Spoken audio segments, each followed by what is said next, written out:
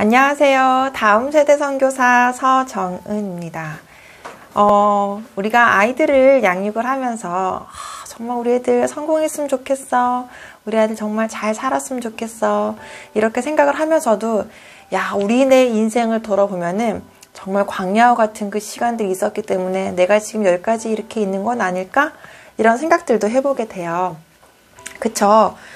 사실 대단한 성공을 한 그런 업적을 이룬 사람들의 삶을 보면은요, 정말 열악한 환경 속에서 자라온 자들이 많았고, 정말 성경 속 인물들을 보아도요, 진짜 그 광야의 시간들을 거쳐서 철저하게 자신을 내려놓고 훈련받은 자들이 진짜 하나님 앞에서 크게 쓰임받는 것들을 볼 수가 있어요. 사실 크게 쓰임받고 꼭 성공을 해야만 되고 여기에 포커스를 맞추는 건 아니지만요, 우리가 진짜 이 아이들을 정말 창의적인 아이들로 새로운 곳에서 도전을 할 수 있고 없는 곳에서 유를 창조해낼 수 있는 아이들로 키우고 싶은 부모의 마음이 있잖아요.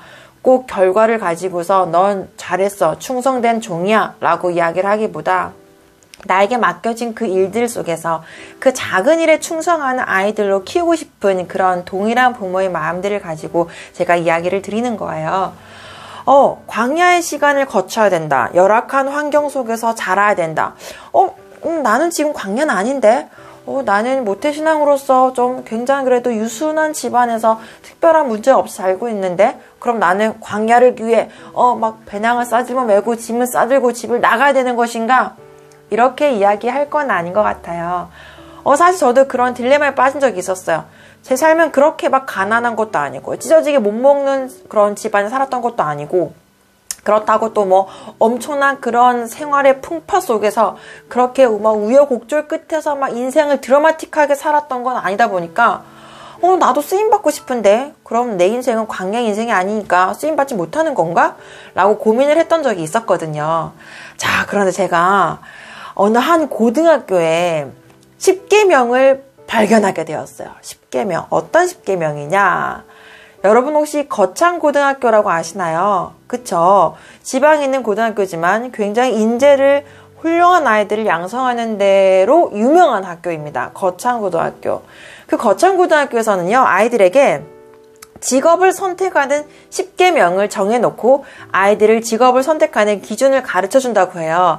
제가 이 10계명을 한번 소개해 볼게요. 듣고 놀라지 마세요. 어마어마한 비결이 숨겨져 있습니다. 첫 번째, 월급이 적은 쪽을 선택하라.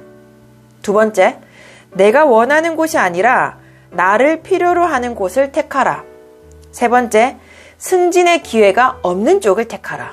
네 번째, 모든 조건이 갖춰진 곳을 피하고 처음부터 시작해야 하는 황무지를 택하라. 다섯 번째, 앞을 다투어 모여드는 곳은 절대 가지 말라.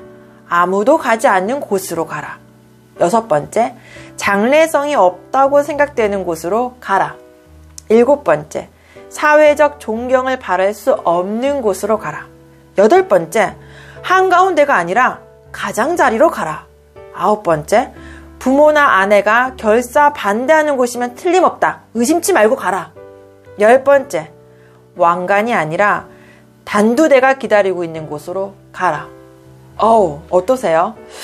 여러분들은 과연 아이들에게 이러한 곳으로 가라고 등 떠밀 수 있나요? 너희는 꼭 이러한 곳으로 가야 돼. 이러한 직업을 선택해. 라고 말씀해 주실 수 있으시겠나요? 쉽진 않은 것 같아요.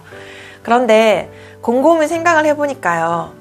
진짜 만약에 아이들이 이런 곳을 선택을 할 수 있고 이러한 곳에 가서 정말 새로운 곳에서 개척을 할 수 있는 능력이 있는 아이들이라면 앞으로 살아가는 그 인생 가운데 어떠한 일이 닥치더라도 분명 그것들을 이길 수 있는 힘이 이 아이들 내면에 길러질 거라는 생각이 들었어요. 창의적인 아이들로 부모가 막 키우려고 노력을 해서 키워지는 것이 아니라 이 삶 속에서 정말 이것들을 헤쳐나가기 위해서는 내 안에 창의성이 필요하고요. 그 필요한 창의성을 위해서 스스로가 준비되어질 것이고 스스로가 다듬어 나갈 거라는 생각들이 들었어요.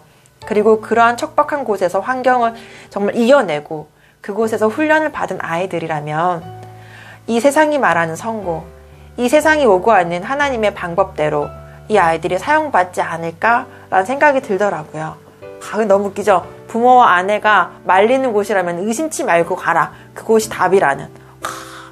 그쵸. 주변 사람들이 보기에, 가장 가까운 자들이 보기에 아니라고 하는 곳이라 하더라도 정말 그곳이 내가 그곳에서 시작할 수 있는, 정말 그곳에서 내가 펼쳐나갈 수 있는 내 미래가 있는 곳이라는 그러한 생각과 마음을 가지고 나아갈 수 있는 자라면 정말 멋진 인생이 될 것 같아요.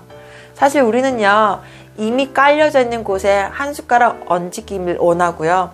그리고 정말 많은 사람들이 들어가려고 하는 곳에 시험 쳐서 어떻게 해서 나도 같이 끼워서 들어가려고 하고요. 정말 아무도 가지 않는 곳에는 나도 가고 싶지 않아 해요. 그런데 우리 찬양 있죠. 정말 아무도 보지 못한 그곳에 하나님의 시선이 있는 곳이라면 갈 수 있는 자 되게 해주시고, 아무도 가지 않으려고 하는 그곳에 하나님의 마음이 있는 곳이라면 내 마음 그곳에 갈 수 있게 해달라고.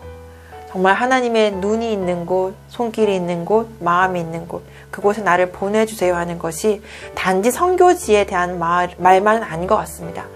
우리가 각 영역 속에서 아이들이 그 꿈과 비전이 정말 하나님의 초점과 동일시 되어져서 나아갈 수 있는 곳이라면 마찬가지 아무도 보지 않는 곳에, 아무도 가지 않는 곳에 우리 아이들이 가서 그곳에서 개척해낼 수 있는 힘을 가질 수 있는 아이들로 키우기를 원합니다. 쉽지 않습니다. 그쵸? 저도 쉽지 않은 것 같아요. 하지만 너무 좋은 환경과 너무 준비되어져 있는 상황 속에서 이 아이들에게 좋은 것만 주려고 하지 않았으면 좋겠어요. 때로는 실패를 경험을 하고 그것들을 딛고 일어나는 방법들을 가르쳐주는 것이 정말 중요한 것 같고요. 우리가 알다시피요, 물고기를 잡아서 입에 떠먹여 주는 것이 아니라 물고기를 잡을 수 있는 낚싯대 만드는 방법을 가르쳐 주는 것. 그쵸? 우리가 해야 될 일들은 그것인 것 같습니다. 스스로 아이들이 정말 그의 삶을 잘 개척해 나갈 수 있도록 우린 옆에서 열심히 펌프질한 역할들을 해보아요. 하하하, 같이 합시다. 같이. 혼자서는 힘들어요. 함께 합시다. 네, 오늘은 여기까지입니다. 빠이, 샬롬.